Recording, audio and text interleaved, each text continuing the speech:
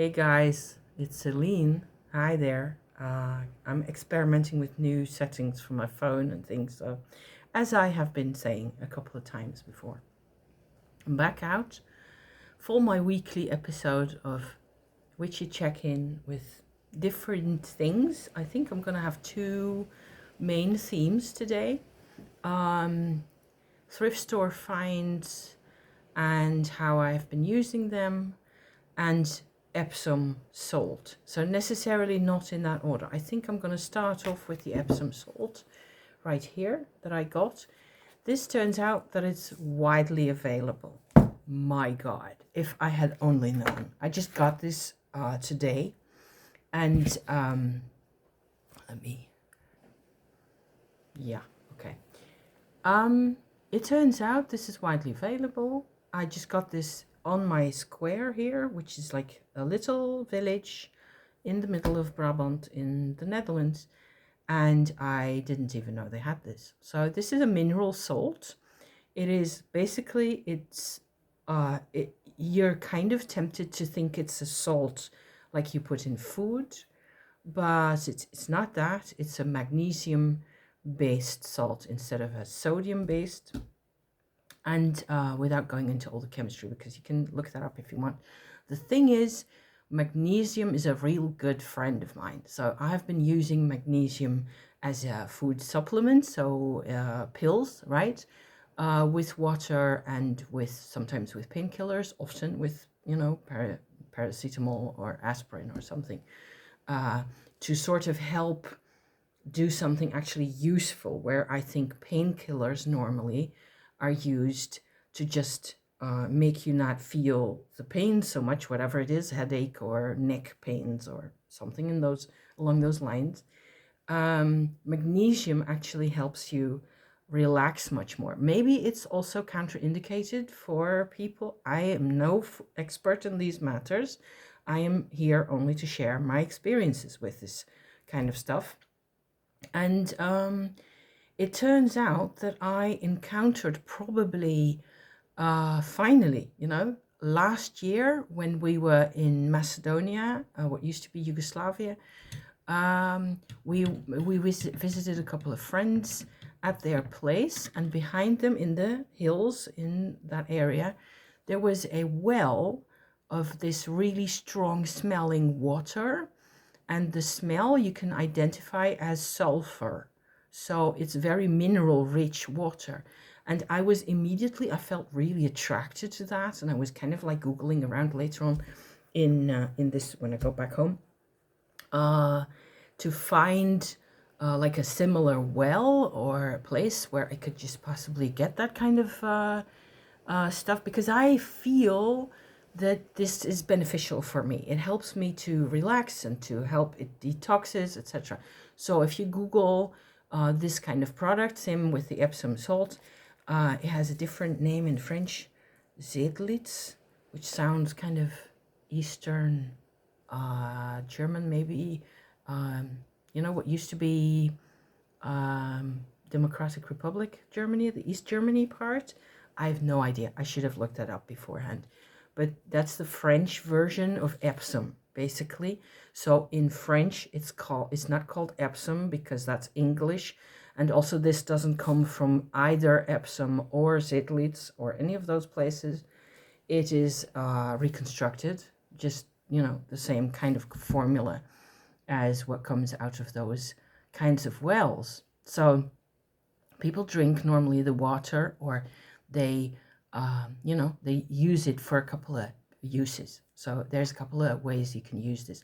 And I only got into this because this morning I was on YouTube, as you do, right?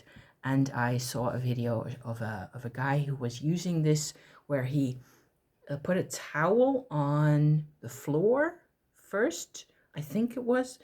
And then afterwards you saw him also sitting on the edge of his bathtub, and he had put a towel in the bath, and he put a layer of this stuff on top of the towel, and then rested his feet on top of that for 10 minutes or so. And they said that it was such a great sort of a de-stressant, and especially when you've done, heavy sports, for example, that it was a great way to, help the body recuperate after sports. And then my whole brain went like, light bulb, I need this stuff in my life. So I finally, and it was actually, they didn't say in the video that it wasn't regular salt, which is why I also I want to talk about this, because man, it's a big deal. Because I have used bath salts, right, in all sorts of versions and types for years now, and I never get the effect that I was expecting from regular salt, whether it's Himalaya salt or sea salt or a combination or any of it.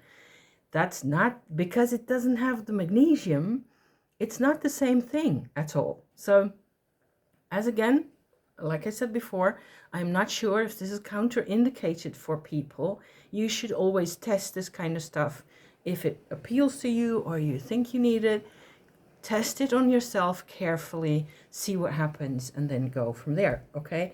Because I am no expert and I don't know what your life looks like.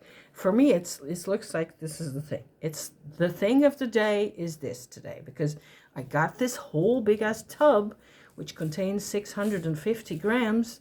So do the math. I don't know how much that is in your own currency, wherever you are, okay? But it's a big ass, decent sized tub, and I paid under €5 for this.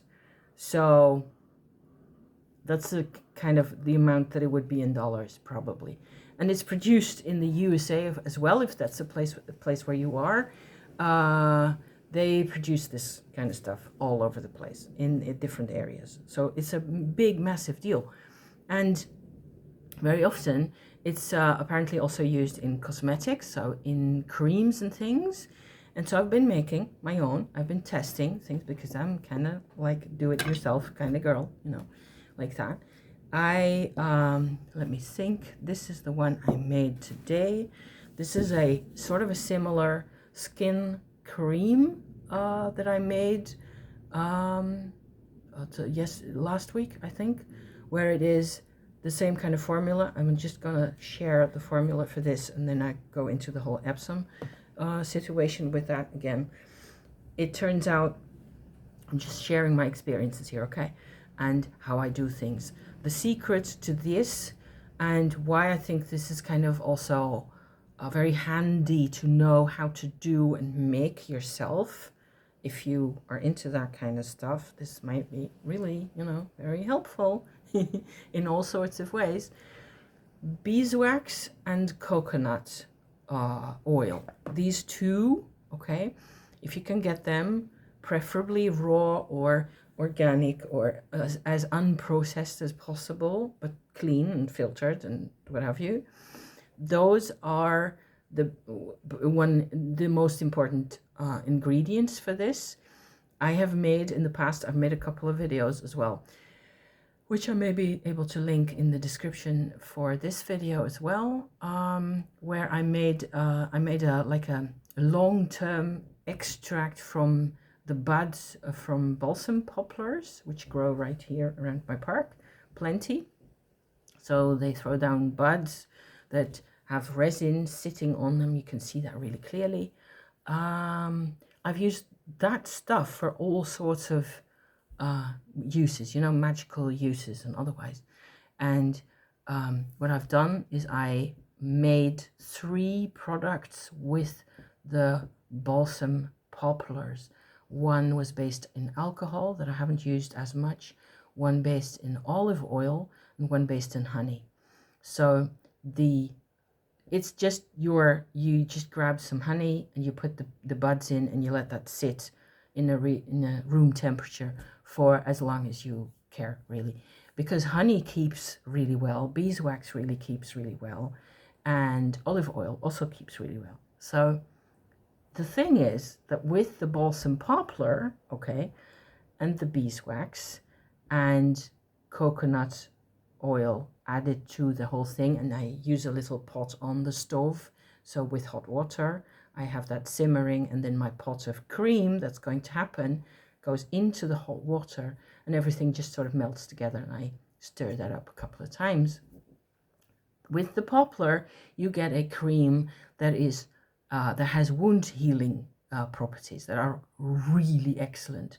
I don't leave the house for longer than 24 hours without taking the pot with me, in case I have any kind of a scrape, or my husband, for example, has in case you get a thorn in your hand, or a little cut, or you stumble onto anything, any kinds of damage to your skin, preferably if it's necessary to put a plaster on, you can do that as well.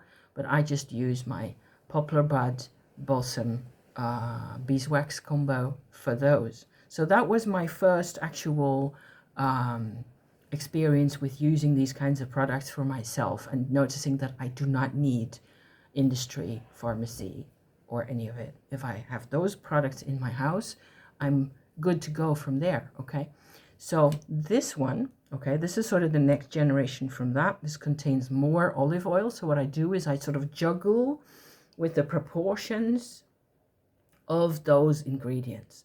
So this contains more olive oil, so it's kind of gloopy, and the temperature today in these areas will be around 23, 24 degrees centigrade or so, and it is still fairly solid. When it gets hotter, towards 30 degrees in the summer, this will probably be more liquid, because both coconut and olive will go liquid if it goes warmer.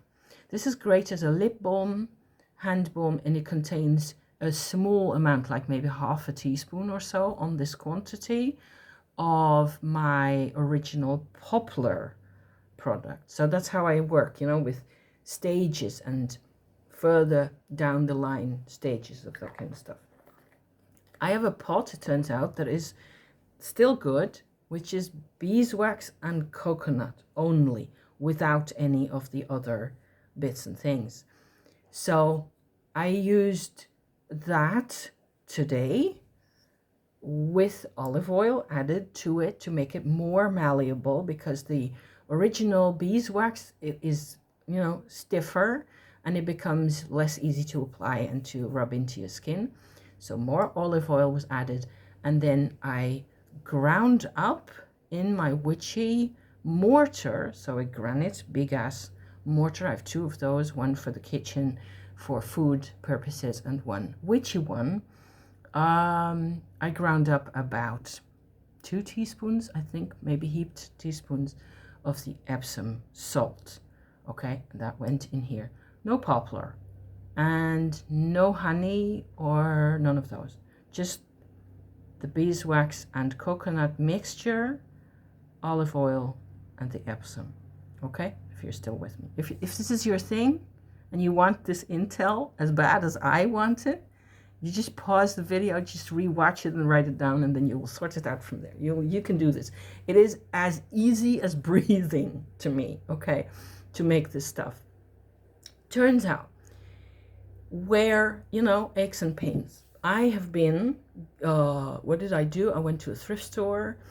I also visited a relative of mine who supplied me with a wonderful little, can I show it?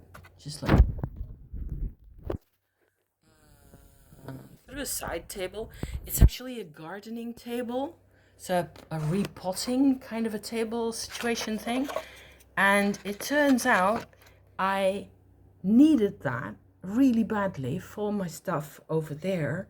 There used to be a much smaller little table in the corner here, which now has moved over to that side, and the little table that was over there I can fold up and use outside as well for projects and things I'm working on. Then I need a bit more space. I have a little fold up. It's actually a child's plaything toy ironing board that I can fold up, okay, that I got from another thrift store, because I jam with thrift stores and nature and all that kind of stuff. So the ironing board is free now. Instead of having heaps of piles of stuff piled on top of it, the table is over there with a couple of the stuff things that used to be over there on that side. The new table is right here with the things. What happened is I needed to get all that stuff reorganized, have it planned, and I did that yesterday morning. And I think I spent about 2 hours in total with hoovering and cleaning up a bit and so on, running around. And so by this morning, I feel quite stiff still, even though I did take my supplements and my vitamin C and my herbals and all the rest of it. I was definitely in the market for some more Epsom salt, developments in my life here. So this is what I've been doing. Today, I made this one, which looks very similar to this, and it actually is, except that it doesn't contain the poplar, it just contains the Epsom, like I said earlier. And the thing is, if I compare this to what I have been using on my lower back is actually liking this very much. I have half the pain in my lower back from bending and stretching and just slightly overdoing it and being a bit too much rushed and excited about the whole transformation here than I had before applying this. However, the feeling of this is different. If you compare it to like a rub, Vapo Rub, or whatever else you have, where a lot of people put, it's paraffin, so it doesn't really do a lot of skin care as much. It protects the skin. It puts a layer on the skin, but paraffin is a petroleum product. So it's not natural. It doesn't have it's natural, but it's not a plant-based. It's historically plant-based as well, if you go back far enough, yes.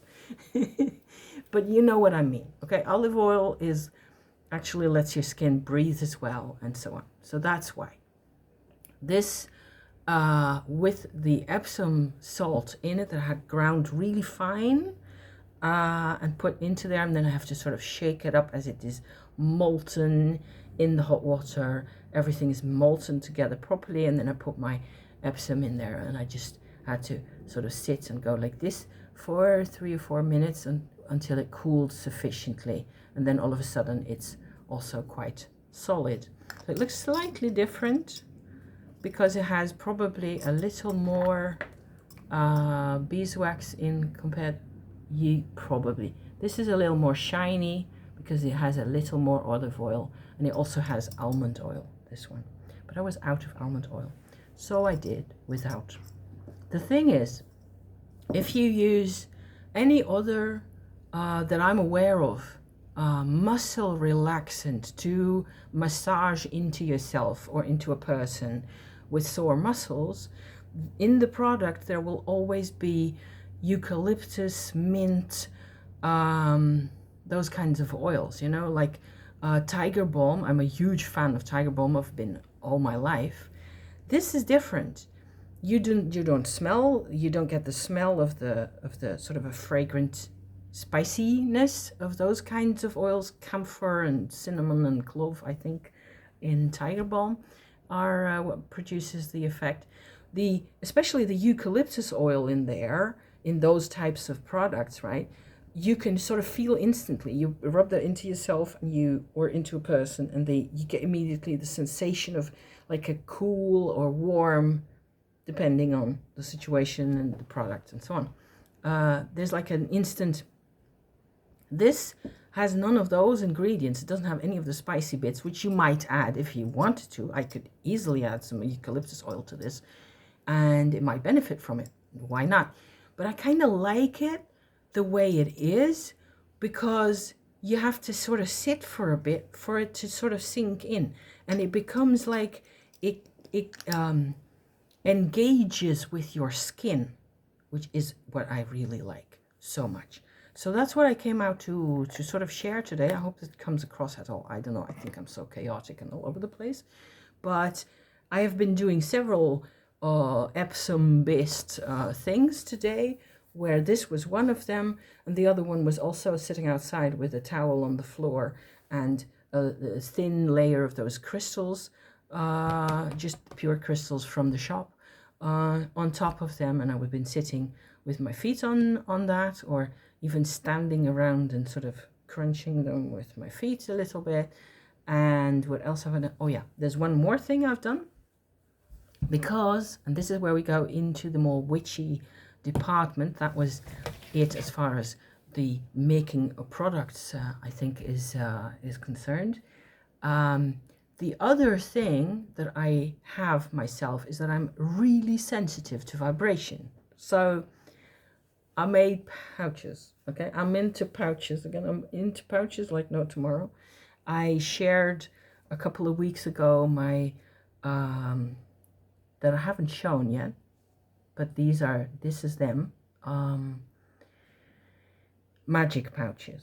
Okay, so that's a whole different story. If you haven't seen my video about this, I will explain a little more in a minute. Okay, but this is the same kind of thing where you have your interesting quality bit that you're looking to find a connection with, or you're trying to find the healing contained in the product. What I will do historically, and I've learned to do this in all sorts of ways, in all sorts of places, I made out of bits of denim that I chopped off a very long pair of denim jeans, that I bought a couple of weeks ago.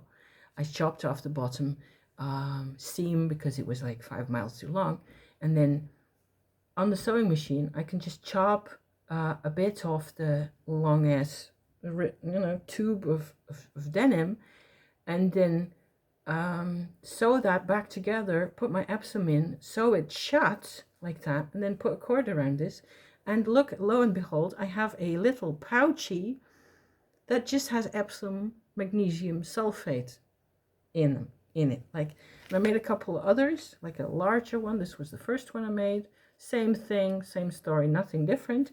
And this is a even larger one that has, of course, the most potency. The thing is, it's supposed to go really easily into your skin. If you go like this, even with a pouchy like this, eventually the mineral is gotten into the denim. It's really malleable. It's really how do you say that? Not malleable. It just percolates through the denim, and it becomes accessible for your skin as well on a chemical level. So molecular level, if you like.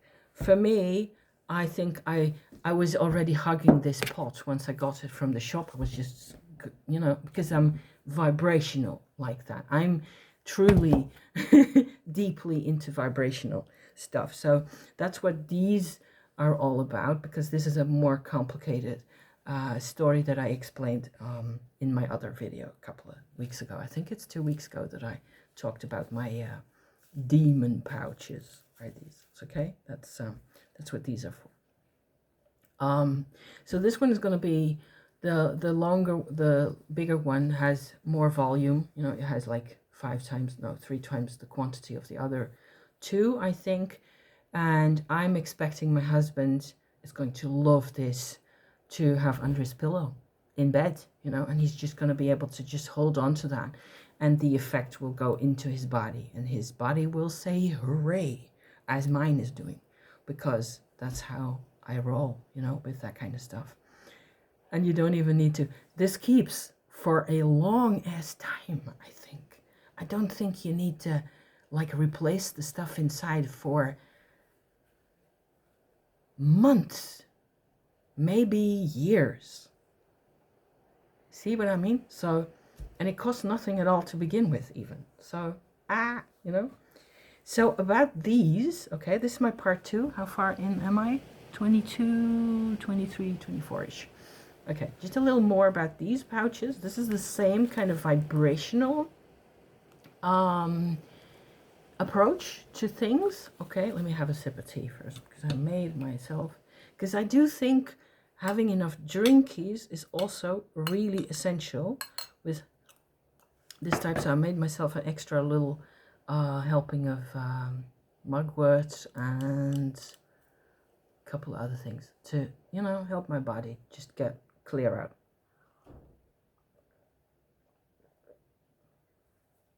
Nice and warm still. Let me see if I can think of the names.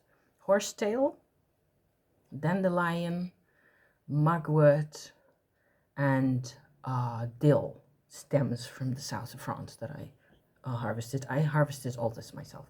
Very easy to get. You just have to, identify the plant, know where they're growing, whether it's a safe place, no pollutants, no pesticides, and then you're good.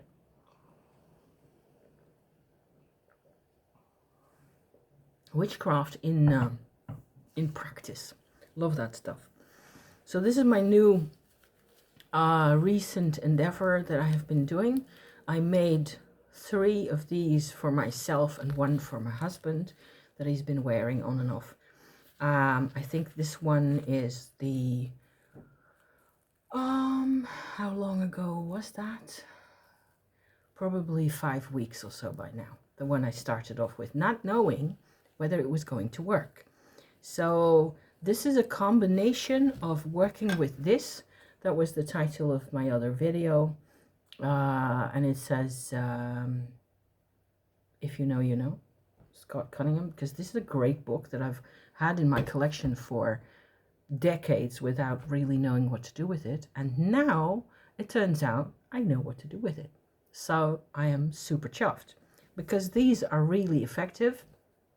It's also a really personal type of, I suppose, herbal magic that is vibrational magic, and it is also a concentration exercise, and it is exhausting to do and to make, but I found it a lot of fun, and it's also effective in ways I cannot even begin to explain, because this involves my earlier work also with the spirits and the underworld, what I call the underworld.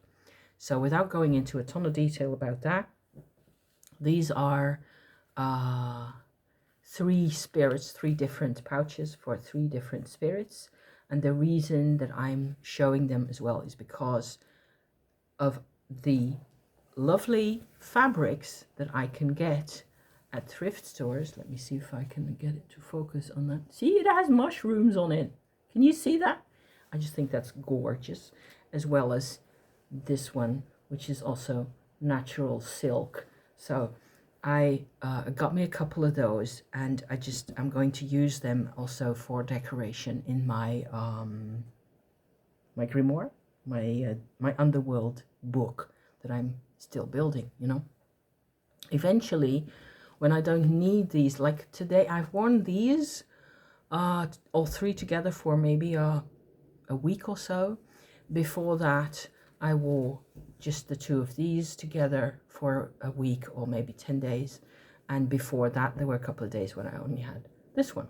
So I'm not going to go into a ton of detail, because if I'm going to go into what the underworld really means for me, that's a whole different video. That's too much material there, and it is really the foundation of my book as well, that a couple of people have been, really interested in seeing, and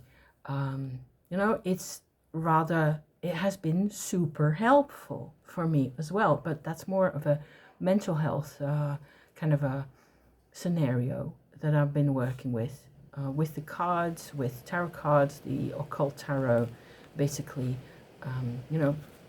starting actually to work from there. No, actually, it didn't start with that deck. It just started way before. But it's been a couple of years. I think it's the 3rd year working with spirits of the Goetia and a couple of others, that I think, for me, it doesn't make me a Satanist necessarily, because I don't really think that what other people are doing with that and with that term and with concepts from the same kind of field, it's not necessarily the same as what I am doing. So it's very difficult to figure out what it is the people are doing, and a lot of people are doing things that work for them, maybe, in all sorts of ways, but that aren't what I'm interested in myself. So this is magic at the most tricky, I think, where you have to sort of go slowly and see what works for you, and then eventually It depends what you need. I desperately needed the underworld to be a place that I could figure out with my interactions with my spirits. And it's a whole, I suppose you could say it's like a whole reintegration process that I am going through. But that has been my approach from the start, and working with content from, for example, Satania is a channel that do invocations of demons. They are really good. And what I get from them is an invocation. I'm having to select what it is that I need to work with at that particular time. Say Belial, for example.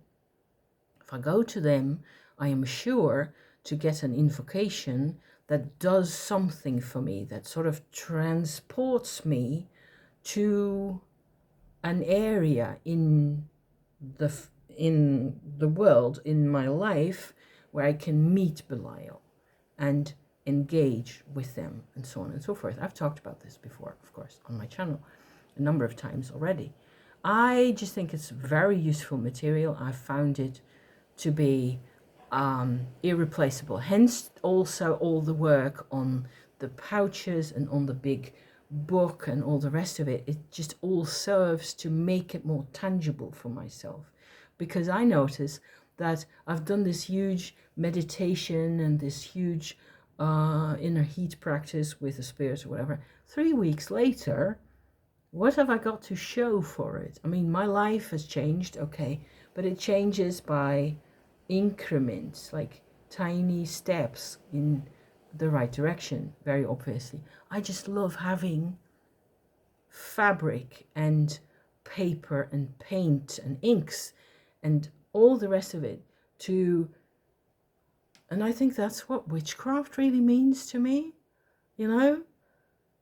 having the tea and the pots of cream and the anything can be, really a witchcraft if you make it so. So that's I'm going to leave you with that today. I'm going to sit back outside and maybe read a bit, and I wish you all the best. Thank you for being here, and see you in the next one. Okay, bye for now.